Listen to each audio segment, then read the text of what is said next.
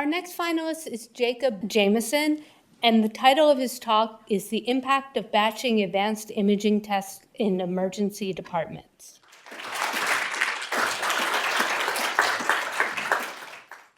Imagine walking into a crowded emergency department.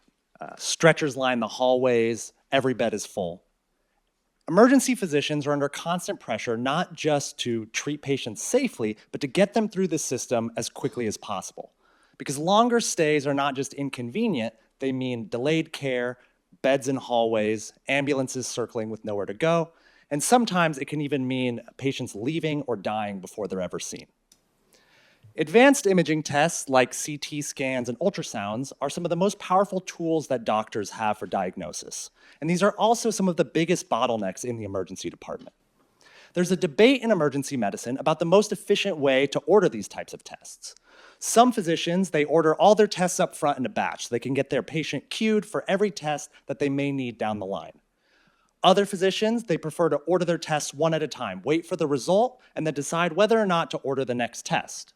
There are cases in which any physician would batch order tests. You can think a major trauma case or a car accident, and there are cases where no physician would.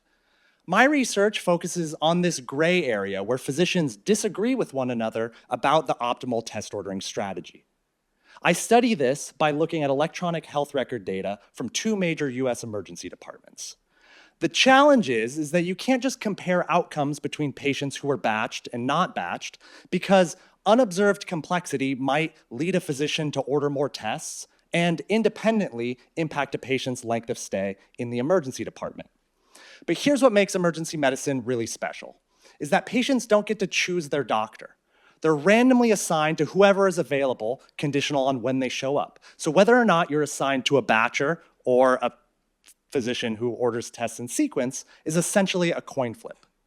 I use that random assignment to construct what's called an instrumental variable, or a statistical technique that lets me get around this unobserved confounding and isolate the causal effect of discretionary batching. I find that discretionary batching leads to a 65% increase in length of stay and roughly double the amount of imaging tests performed for a patient encounter. To put this in perspective, for a mid-sized emergency department in the US, reducing discretionary batching by just 50% would free up roughly 850 bed hours of capacity per year. So what I find is that batching, when done because of physician preference and not clinical necessity, doesn't actually speed things up. In fact, it makes things slower.